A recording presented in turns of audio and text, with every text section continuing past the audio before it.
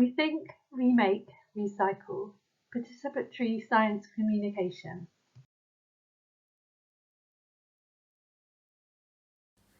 Hi, I'm Lorraine, Director of Bristol Living Lab at Knoll West Media Centre.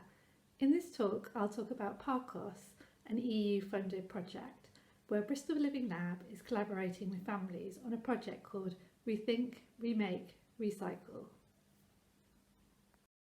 To give you a quick overview of the talk, first I will talk about citizen science and the Parcos approach. Then I will introduce ReThink ReMake ReCycle and the community we are working with. Next, I will describe some of the activities we've undertaken and the outputs. And finally, I will sum up the key lessons learned.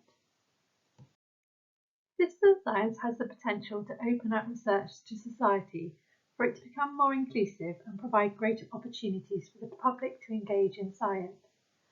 Yet the majority of people who get involved are affluent and well educated. A UK survey showed that 2/3 of the population who took part in out-of-school science learning activities were affluent and from the white ethnic majority. Finding ways of engaging less privileged and more diverse groups of people is an important goal if we want to move towards involving all of society in science. ReThink ReMake ReCycle collaborated with people typically underrepresented in science, those who face social economic disadvantage, including Black, Asian and other minority ethnic communities. In Parcos, we are adapting the Bristol approach for use in citizen science. This is a 6-step participatory design methodology, which is people and issue based. We are also experimenting with the use of arts-based methods to engage people in science communication. ReThink ReMake ReCycle is working with families in South Bristol, an area that experiences social economic disadvantage. Bristol Living Lab is based in Knoll West in South Bristol. It is an area in the top 10 indices of deprivation in England and has high levels of child poverty. The local community are interested in sustainability issues.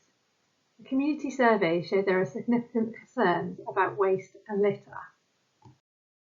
So we designed ReThink ReMake ReCycle to investigate the scale and impact of common household waste materials, such as paper and plastics, by unpicking the data behind what we waste. Due to COVID-19 restrictions, we wanted to create an activity programme that would be fun and easy to engage with at home. We considered why people would want to get involved and what they would get from taking part. We took steps to make the sessions inclusive. We were careful with the language we used. For example, marketing an activity as science can put people off, so we focused on waste and sustainability. We tried to ensure the activities were accessible, for example, making it easy to access the online platforms, considering the timing of sessions, and making recordings. We used a blended approach, delivering online workshops with at-home, hands-on making, with a focus on creatively collecting data on household waste and exploring sustainable solutions and alternatives. We advertised the project through our local networks and social media. 22 households signed up, which included 34 adults and 14 children. The majority were from South Bristol, but we also had a few households from other places who heard about the project on social media.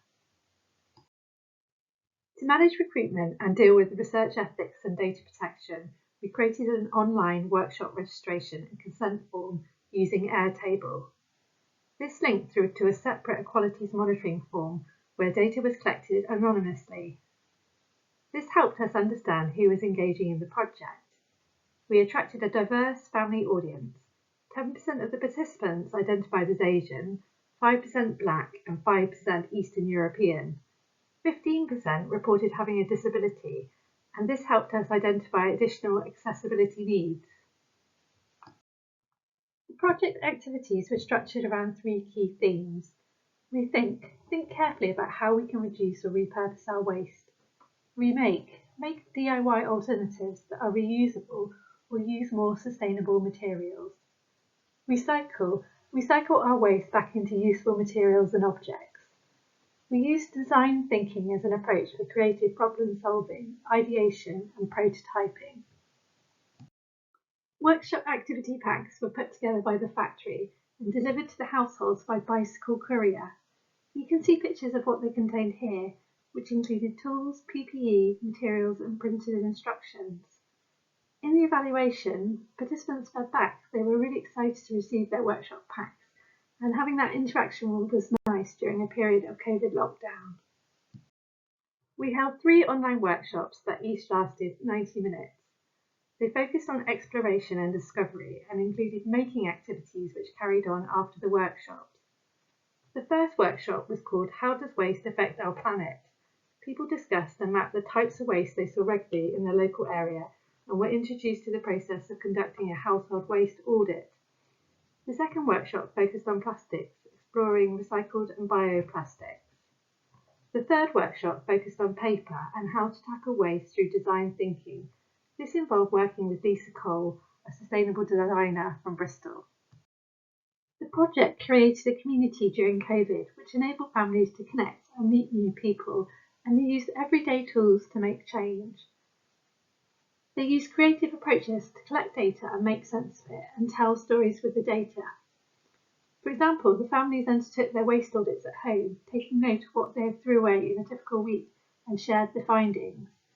They came up with creative ideas for reducing waste and shared images of the objects they made using recycled materials. We created a Facebook group for the group to share pictures and stories.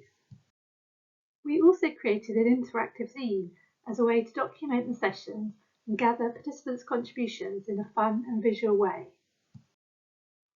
It was a way to communicate what was discovered, to hear people's stories and advice for reducing waste, and to share tutorials, activities and puzzles inspired by the project.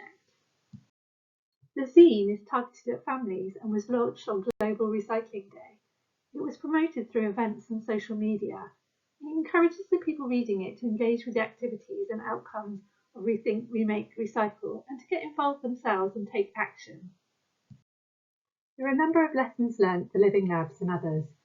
To engage with diverse communities, it is important to design activities that are meaningful to them and meet their needs, not just the needs of the researcher. Consider equity and inclusion in your planning and use simple tools to measure who takes part and identify their accessibility needs up front. Creative or arts-based approaches are fun and an engaging way to work with groups such as families to generate new forms of knowledge production. A blended approach can work well. Families enjoy hands-on making and activity packs. You can find out more about Parcos at the link below. Thanks very much for listening to this talk. Our contact details are below.